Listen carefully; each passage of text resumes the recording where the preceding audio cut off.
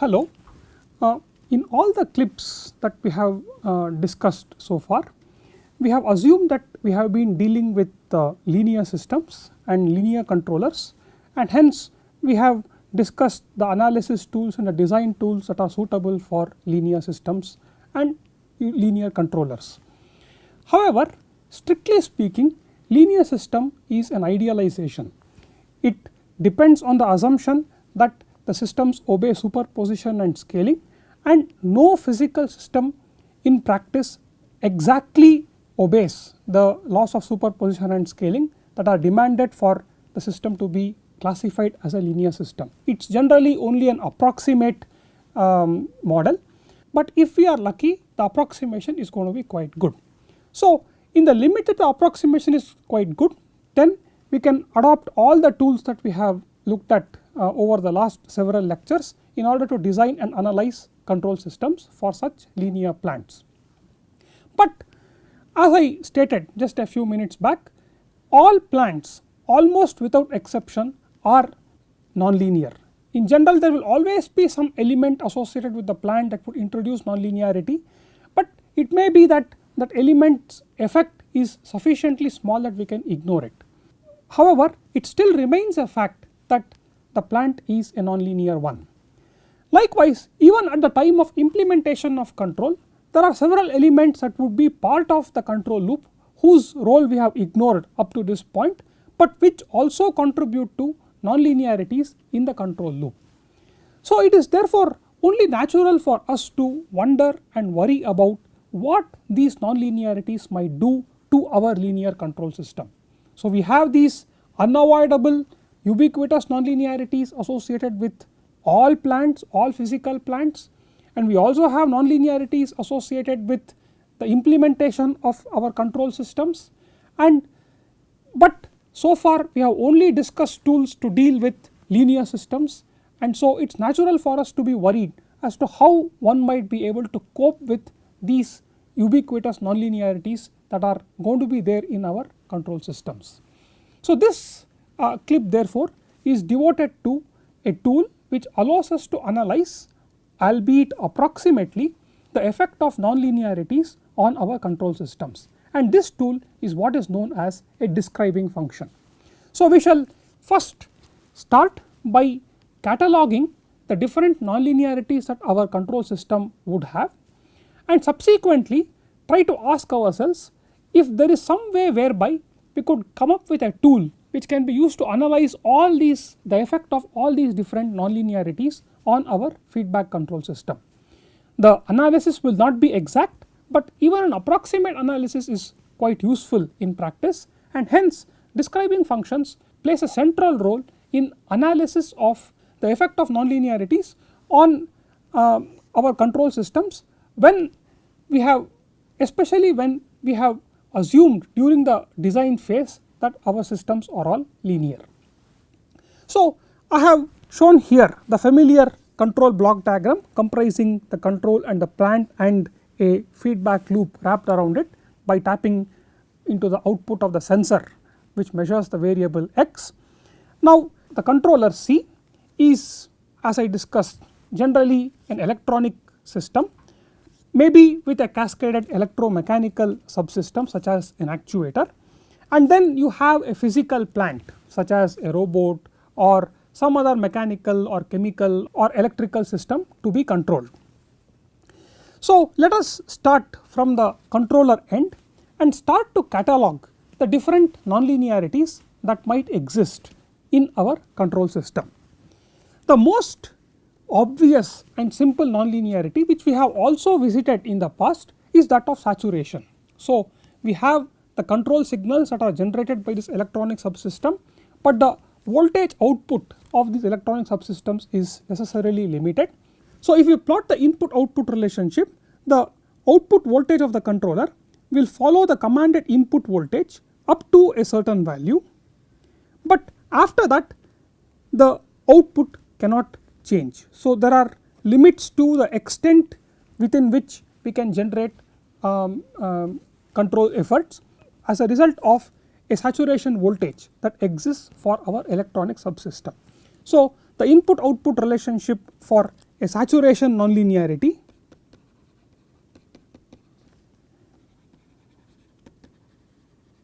is shown here. So, within the linear regime the input is proportional to the output or may even simply be equal to the output, but there will be a certain voltage which I can call as Vsat, and on this side I would have minus Vsat, beyond which the command voltage that has been produced internally cannot be practically realized.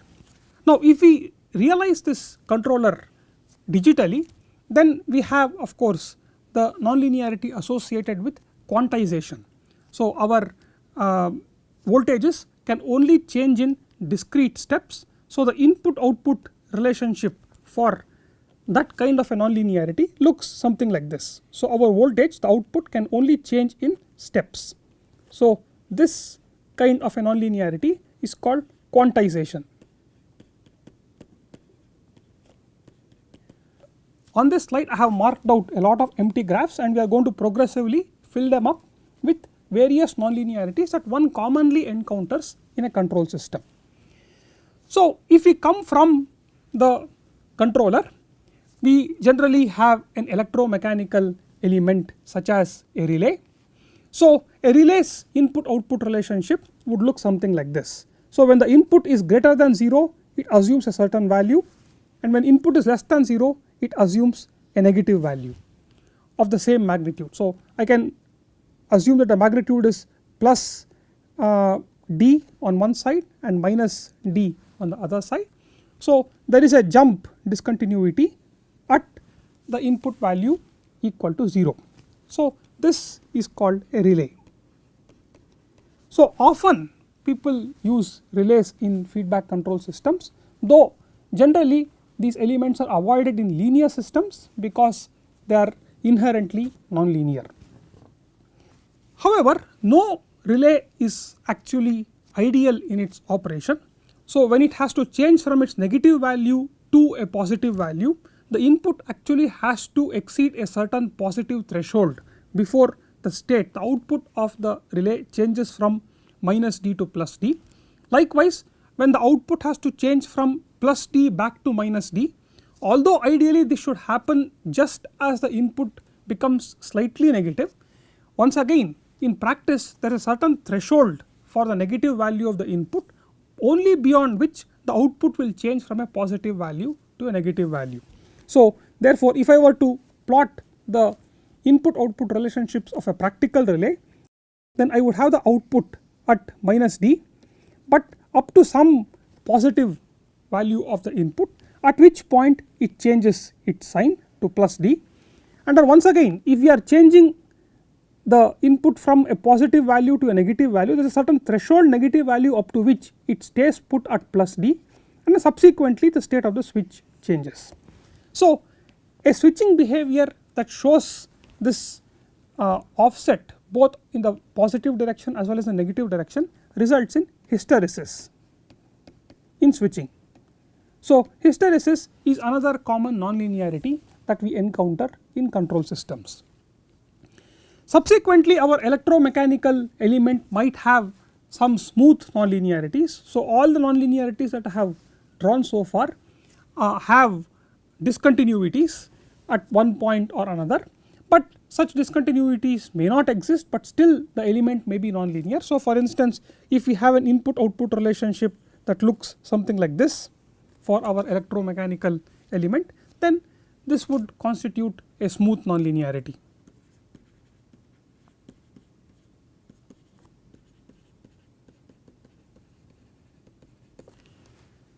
So, from the electromechanical subsystems, if we come to the mechanical subsystem, we may have elements that exhibit dead zone. So, that may not move because of friction effects until the input has exceeded a certain threshold. So, in such a case the input output relationship will look something like this. The output does not change for values of input that are within a certain limit, but starts to change in response to the input only beyond this limit. So, this is called dead zone.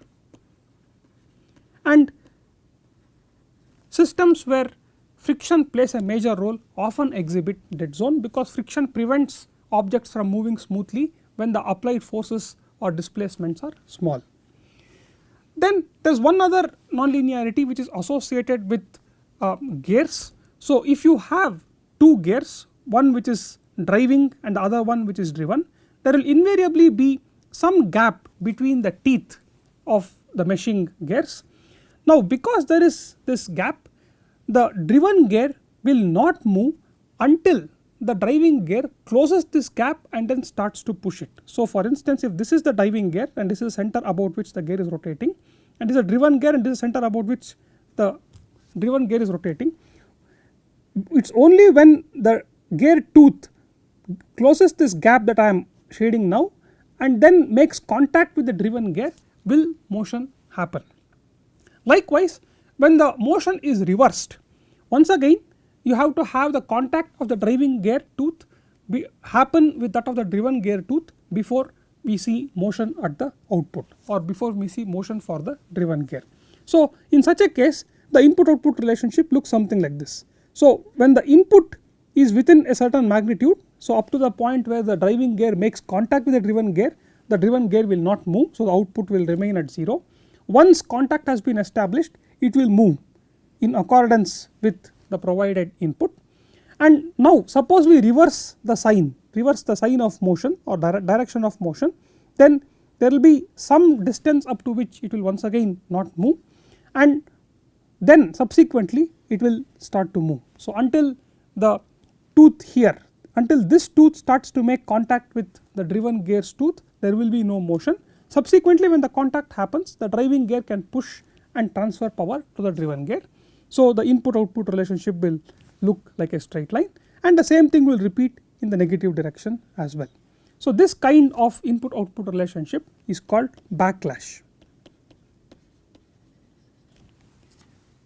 So apart from the nonlinearities that we discussed in the previous slide, you could also have a plant that exhibits nonlinear dynamics. For instance, if the plant has nonlinear damping, then and it is a second order plant, then the input output relationship can be written as mx double dot plus b of x times x dot plus k x is equal to u of t. If there is nonlinearity in the stiffness element also, then you would have a plant of the kind mx double dot plus b of x. Suppose the nonlinearity also depends on x dot, then we can have b of x comma x dot times x dot plus k of x. So stiffness is a function of displacement times x is equal to u of t. So these are all examples of nonlinear plants.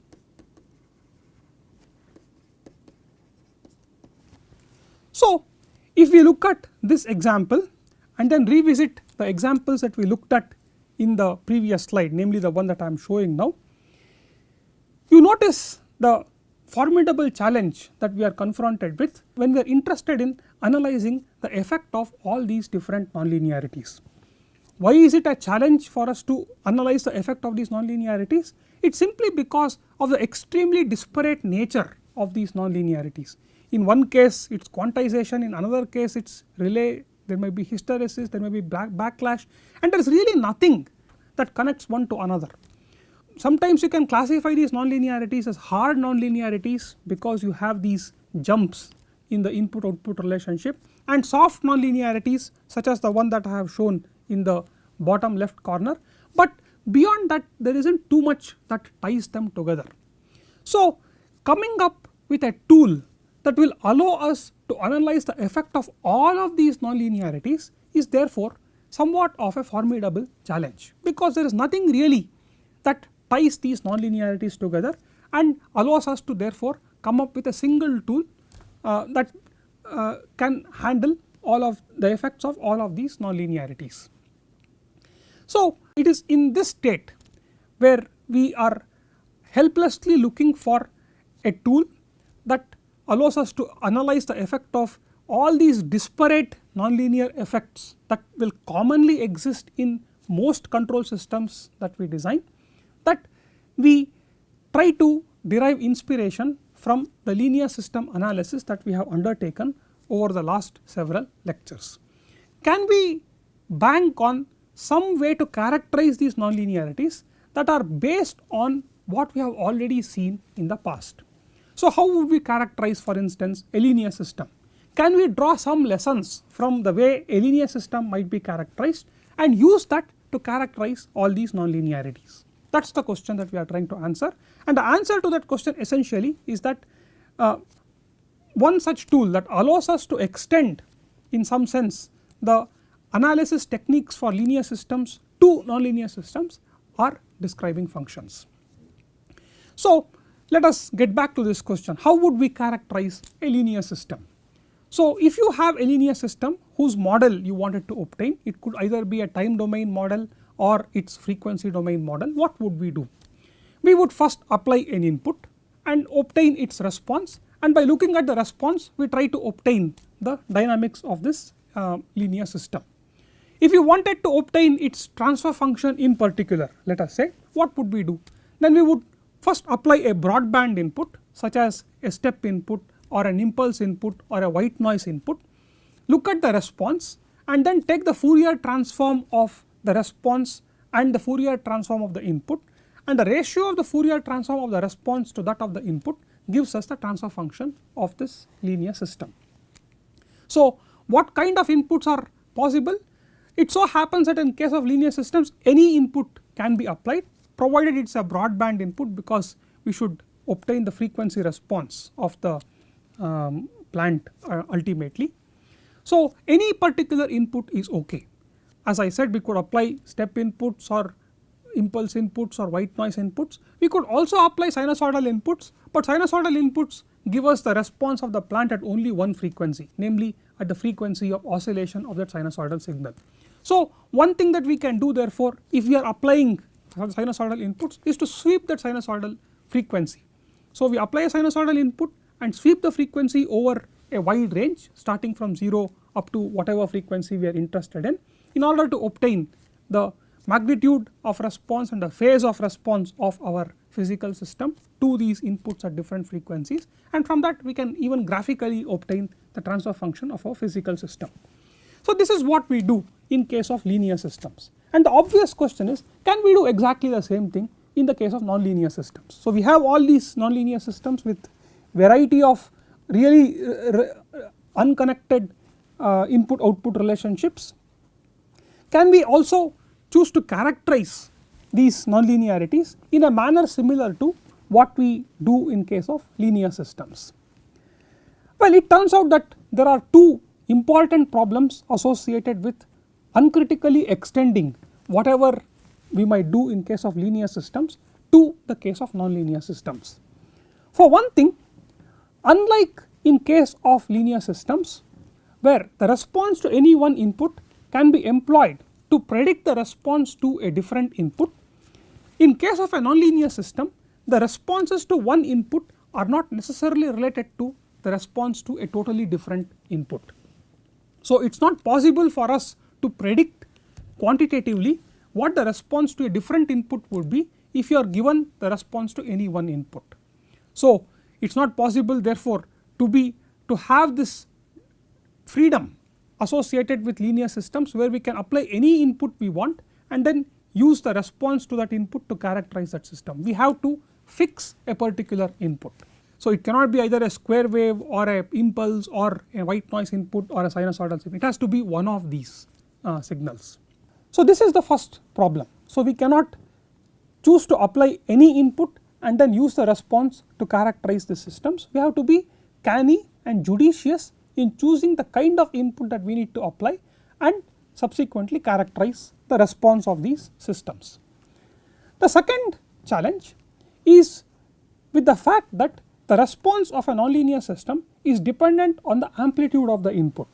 So even if we pick the nature of the input, the waveform of the input that we would be providing, if the input is of higher magnitude, if we have a scaled step input or a scaled sinusoidal input, the response of our nonlinear system might be substantially different for a scaled input compared to the original input itself.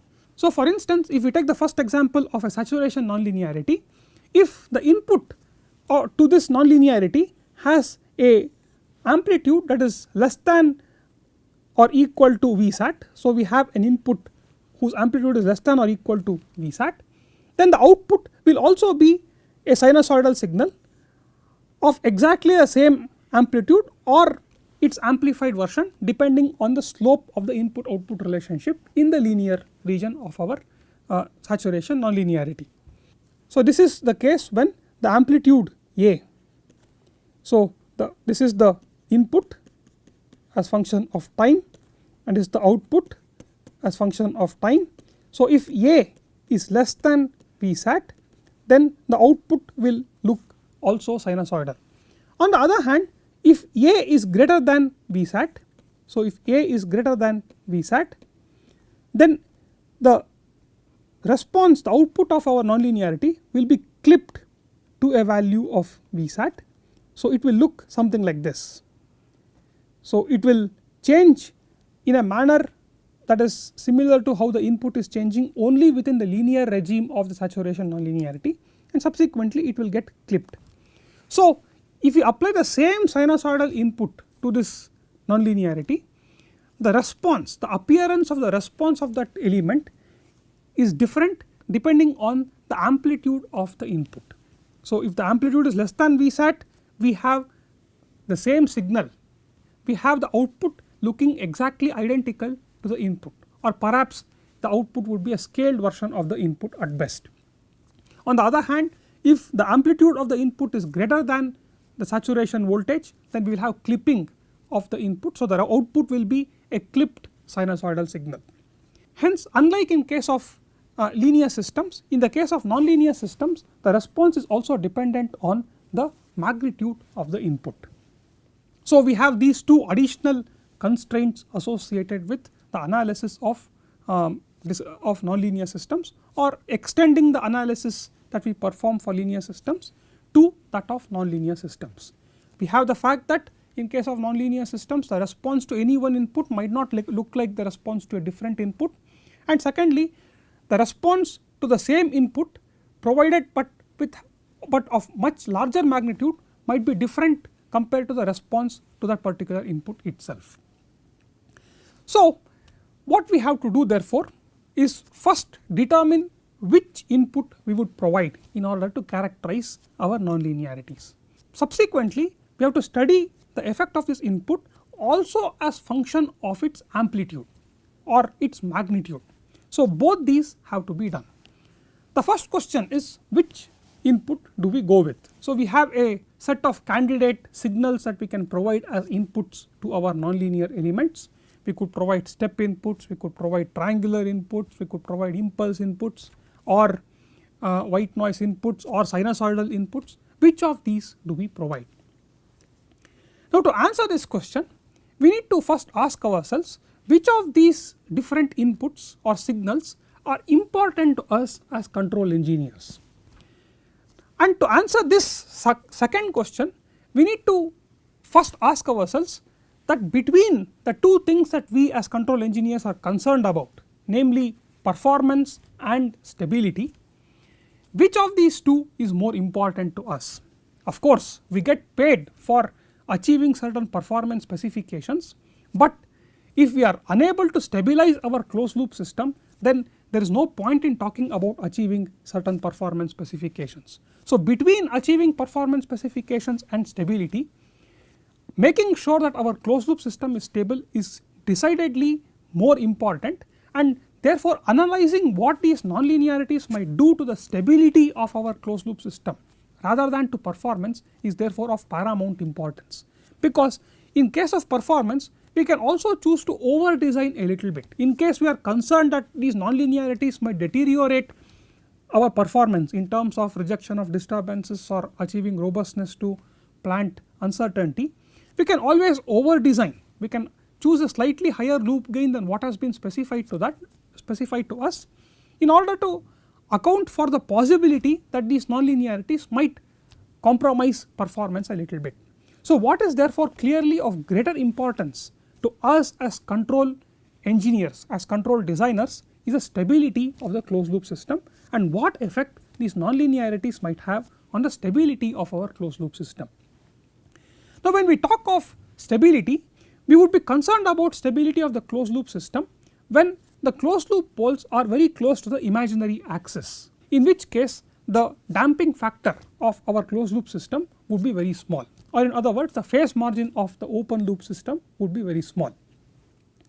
Now when we have an open loop system whose phase margin is very small, or equivalently the corresponding closed loop system has its dominant closed loop poles very close to the imaginary axis, then regardless of what input we provide to that overall control system, we will see a lot of oscillations in the response.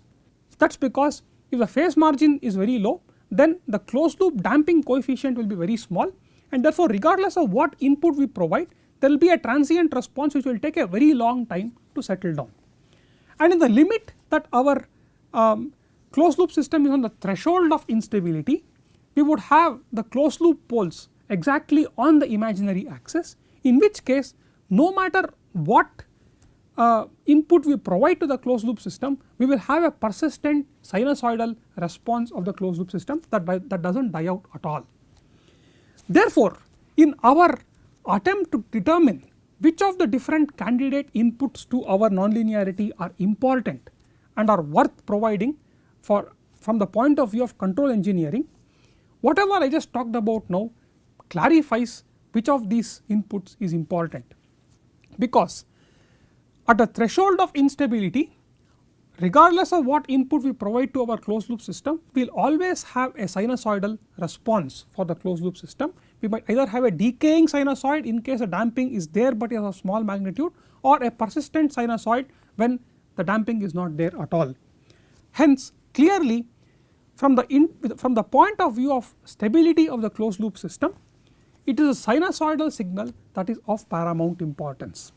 So in order to determine which signal it is that we would want to apply to our nonlinear system and then use this input to characterize the nonlinear system, the answer which is of importance to us as control engineers is that it has to be a sinusoidal input. So we can provide a sinusoidal input to our nonlinear system and study its response both as function of the amplitude of input as well as the frequency of the sinusoid. In the case of a linear system, if you were to choose to provide a sinusoidal input, the amplitude of the input is immaterial. So we just have to sweep the frequency of the sinusoidal oscillation and then record the magnitude and the phase lag of the response as function of frequency. But in case of nonlinear systems, we have to not only sweep the frequency and record the amplitude and phase, but also change the magnitude of input and then record the amplitude and phase of the response. But that leads us to another challenge. When we look at the response of a nonlinear element to a sinusoidal input, we note that the response would at best be a periodic signal, but definitely is not guaranteed to be a sinusoidal signal. So since our response might at best be a periodic signal, for instance if we take the saturation nonlinearity, we note that if the amplitude of input is greater than Vsat, so if we are in this limit, we have a periodic signal which looks like a clipped sinusoid. If we provide for instance a sinusoidal input to a relay, then the output will always be a square wave. It will be a periodic output, but it will look nothing like the sinusoidal input, it will be a square wave. So similarly, even for other nonlinearities that we discussed a little while ago, the output can at best be expected to be periodic in nature but not really sinusoidal. So when we are trying to characterize the nonlinearity, we are once again confronted with another dilemma. In case of linear systems, if we provided a sinusoidal input, we were guaranteed that the response would be a sinusoidal response, but just that the magnitude of the response and the phase of the response would be different from that of the input. But in this case we note that the response is not even sinusoidal. So it is going to be some distorted sinusoid, it might be a square wave, it might be a clipped sine wave, it depends on the particular nonlinearity that we are having to grapple with. So in the case of linear analysis, once again all we needed to do was take a look at the ratio of the amplitude of the response to the amplitude of the input to obtain our magnitude of the transfer function. But in the nonlinear case, are we going to simply decide to take the amplitude of this nonlinear distorted sinusoid, or are we going to do something different? This is the question that we need to answer. How do we answer this question? How do we define the amplitude in case of a distorted sinusoid? Is it going to be just the maximum value of the sinusoid or something else? Now, to answer this question, we have to once again remind ourselves as to what is more important to us as control engineers. To us as control engineers, we are concerned primarily about the effect of these nonlinearities on the stability of our closed loop system, which essentially means that we are interested in the response of these elements near the gain crossover frequency of our open loop system, which will equivalently be close to the bandwidth of our closed loop system. So, if we are interested in the effect of these nonlinearities, we would first be interested to see how these nonlinearities behave near the gain crossover frequency, how they affect the response of our linear system near the gain crossover frequency, and subsequently alone would we be concerned about the lesser frequencies. So, since the response of this nonlinear element to an input of frequency close to the gain crossover frequency of our open loop system would be a distorted sinusoid, we note that from Fourier series analysis, a distorted sinusoid can be represented as a sum of sinusoid at the frequency of the input plus its higher harmonics. So, that is what we get from Fourier series analysis. Now, if we look at the response, therefore, it can be written down as a sum of the fundamental response at the fundamental frequency plus higher harmonics, but the fundamental frequency itself is at a value that is close to the bandwidth of our closed loop system, because our fundamental frequency is by definition near the gain crossover frequency of our open loop system. Therefore, the higher harmonics of the response will be at frequencies that are outside the bandwidth of our closed loop system. Hence, their effect will get attenuated as a consequence of being outside the bandwidth of our closed loop system. So, when we have to determine how to characterize the magnitude of response of these nonlinear elements, what we should be primarily concerned about is not really the maximum value of the distorted sinusoid that we might see as a response of these nonlinear elements, but actually the amplitude of the first harmonic of the response of our nonlinear element. Hence, on the basis of all the arguments that I have laid out in front of you, in order to characterize these nonlinearities, what we would do is first apply sinusoidal inputs and change the frequency of the input, change the amplitude of the input, and study the response of these nonlinearities at the frequency that matches the frequency of excitation of the nonlinearity. So, when we look at the response of this nonlinearity at the first harmonic or at a frequency equal to the frequency of excitation, the amplitude of response and the phase lag of the response in relation to the amplitude and the phase of the input will give us information about the nature of the nonlinearity that we are dealing with, and the ratio of the response at the frequency of excitation to the frequency to the input sinusoidal amplitude is what is known as sinusoidal input describing function. So, let us first define a describing function.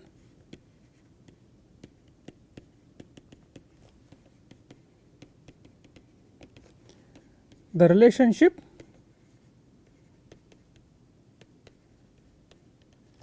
between the response of a nonlinear element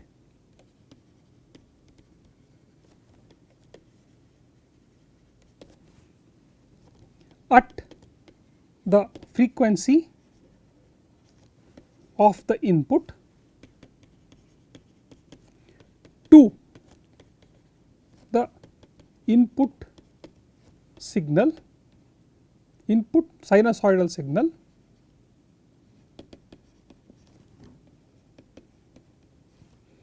is defined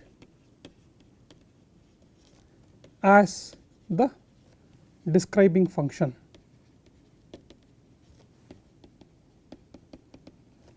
of the nonlinearity.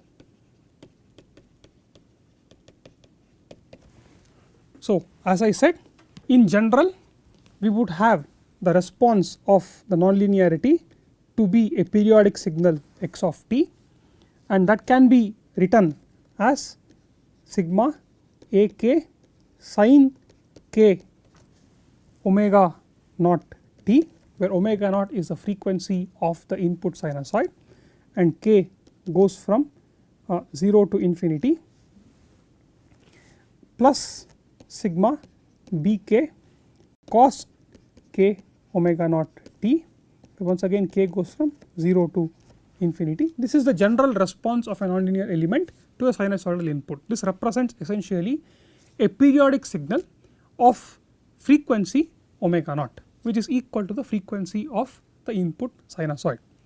So, what is of use to us as control engineers is going to be only the first harmonic of this response, because the higher harmonics get attenuated as a consequence of our first harmonic frequency being close to the gain crossover frequency of our control system, or equivalently the bandwidth of our control system. The reason, as I said, that we have chosen omega naught to be close to the bandwidth of our control system is because we are worried about the effect that these nonlinear elements would have on the stability of the closed loop system.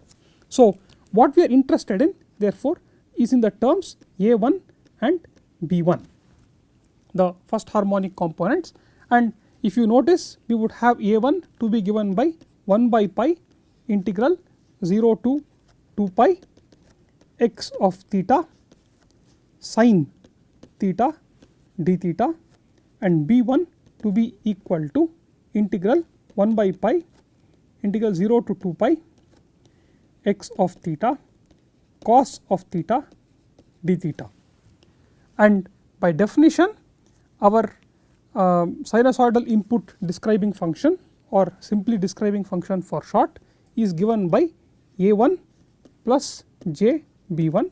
So, this term A1 plus j B1 captures the amplitude as well as the phase of the response at the frequency of excitation, and we study this as function of the amplitude of the input as well. So, the ratio of the response, namely A1 plus j B1 divided by A, is what is known as the describing function, or df, and this can be written in a little more compact manner by using the two relationships here in the following way. So, this is going to be equal to j by pi a integral 0 to 2 pi x of theta e to the power minus j theta d theta. So, by definition therefore, a describing function of a particular nonlinearity is given by this expression here. Now, to illustrate how one might obtain the describing function of a system, let us take a numerical example. So, let us assume that the input output relationship for a nonlinear system is given by the output x equal to u plus 0.2 u cube. So, where u is the input and x is the output. So, let us assume that we have an input output relationship that looks something like this, and we are expected to obtain the describing function for this input output relationship. Firstly, note that this is a what is known as a static nonlinearity, because there is no dynamics that is part of the nonlinear relationship between the input and the output. So, to obtain the describing function, all that we need to do is substitute u is equal to a sin omega naught t. So, we always are going to apply a sinusoidal input, and indeed this describing function therefore is also often called a sinusoidal input describing function, or SIDF for short. So, we apply a sinusoidal input as of amplitude a, and we study the response of this nonlinear element as function of both the frequency omega naught as well as the amplitude a. So, let us first plug that in, and we would have x of t to be equal to a sin omega naught t plus 0.2 times a sin omega naught t the whole cube, and that is going to be equal to a sin omega naught t plus 0.2 a cube sin cube omega naught t. Now here I use an identity, namely that sin cube omega naught t or sin cube theta can be written in terms of sin theta and sin 3 theta. Hence we can write sin cube omega t as 3/4 of sin omega naught t minus 1/4 of sin 3 omega naught t. This is a trigonometric identity that I am employing. So I shall substitute that in this expression and get x of t to be equal to sin a sin omega naught t plus 0.2 a cube times 3/4 sin omega naught t minus 1/4 sin 3 omega naught t. Now I know that the response is going to be a distorted sinusoid, so let me therefore determine the harmonic content of the distorted sinusoid. So the content at the frequency of input, namely omega naught, is given by a plus 0.2 a cube times 3/4. So this term is at a frequency sin omega, is at a frequency omega naught, and hence is multiplied by the term sin omega naught t, and then we would have minus 0.2/4 a cube sin 3 omega naught t. Now what is a describing function? A describing function is essentially the ratio of the response at the frequency of oscillation to the input. The magnitude of response at the frequency of oscillation is given by a plus 0.6/4 a cube, that is the magnitude, and hence the describing function is given by this term divided by the amplitude of the input itself, which is a, and that essentially becomes equal to 1 plus 0.15 a square, and this is the describing function of the nonlinearity that we just talked about. We shall look at the other properties of describing functions and then also derive the describing functions of other nonlinearities in the subsequent clip. Thank you.